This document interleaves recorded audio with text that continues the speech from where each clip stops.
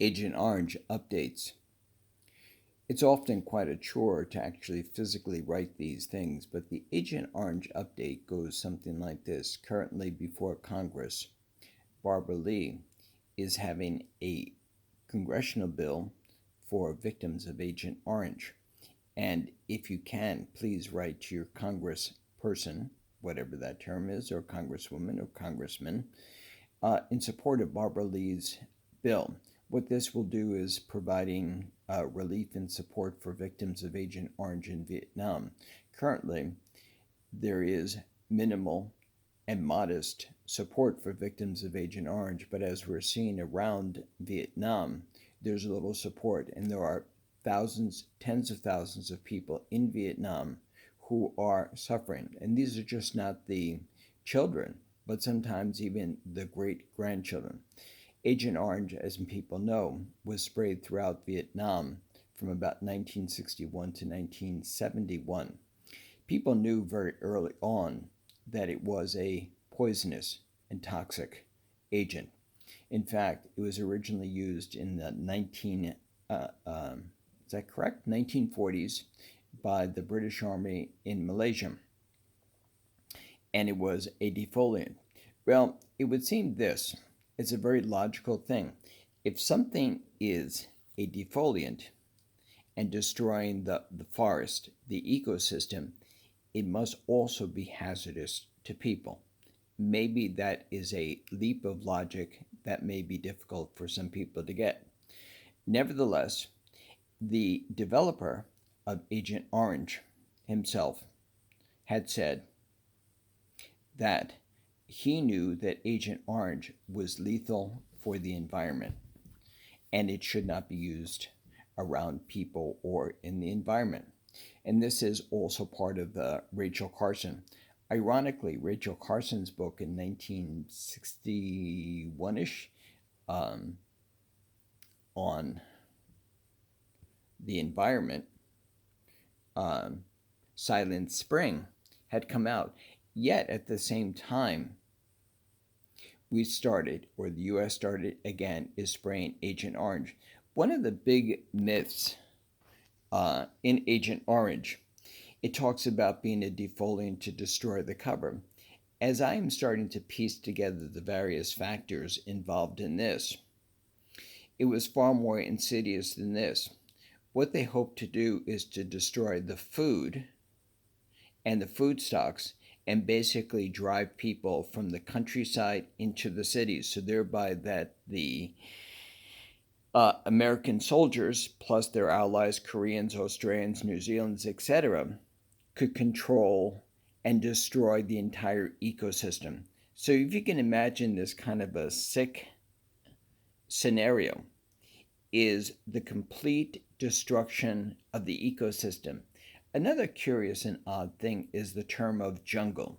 So the term that is often used is destroying the jungle, but in fact they were forest and ecosystems, and it's this use of language and this nuance of this. This is a forest, an ecosystem. A jungle is something savage and wild that needs to be controlled and contained. A forest is something we walk in Vermont and other places, a place that is pleasant. So currently, what has happened, and as I've mentioned in other places, is 20 to roughly 25% of southern Vietnam had been impacted. There are many of the what they call is the hot spots. The hot spots are Da Nang, Bien Hoa, Quang Tri province. Many of these places lost to history, Pol-Pot, and the Americans would bring in Agent Orange from the United States, bases in Okinawa, bases Clark Air Force Base. All throughout this supply chain, Agent Orange would be brought in, and there are still contaminants in in Japan. There are still contaminants in the Philippines. There are still contaminants in the entire supply chain that we are not even aware of. For many of the past year and a half, 2 years, as I try to deepen my understanding of Agent Orange, reading Charles Bailey's book on Agent Orange, the current report by Truth Out and Marjorie Cohen, is trying to deepen my understanding of Agent Orange and the fact of its persistent destructive qualities. Chuck Searcy, who is one of the lead and key point persons in Agent Orange in Vietnam and unexploded ordinances, have spoken about this, that there has been the removal in Da Nang and some of the key hotspots area. However, we do not know is the destructive quality throughout Vietnam because this affects not only the plant, the animal life, and the entire ecosystem. We know this for even that small particles are highly destructive. We know this from Silent Spring and the incredible effects of DDT. But in particular, with Agent Orange and its chemical component, it's very hard to break it down in the environment. And the lingering effects from 50 years still continues. So right now, we are having this awareness. There's also a new movie called People versus Agent Orange of a woman, and I believe her name correctly is Tra Na, who was a victim of Agent Orange. The movie is heartbreaking.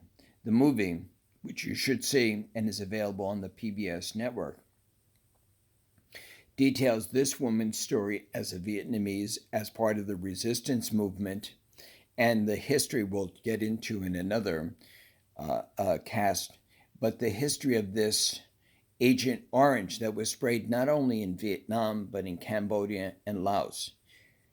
And even now, that isn't even on the radar, the destruction of Laos, Cambodia, etc.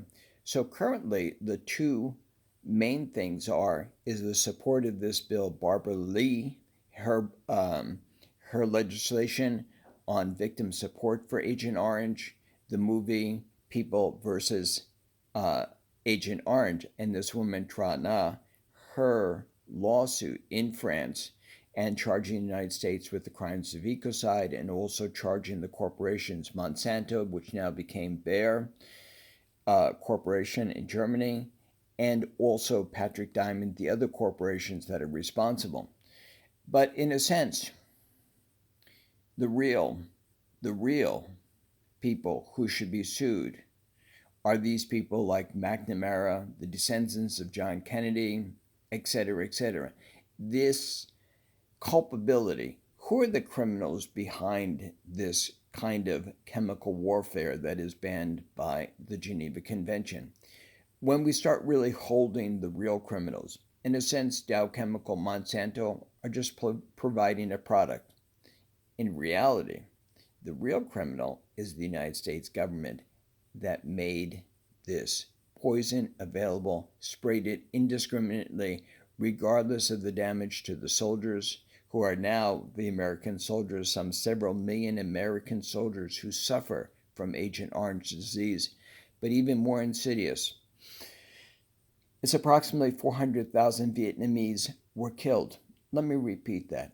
400,000 Vietnamese were guesstimated to have been killed because of Agent Orange. How many Laotians, Cambodians, we don't know.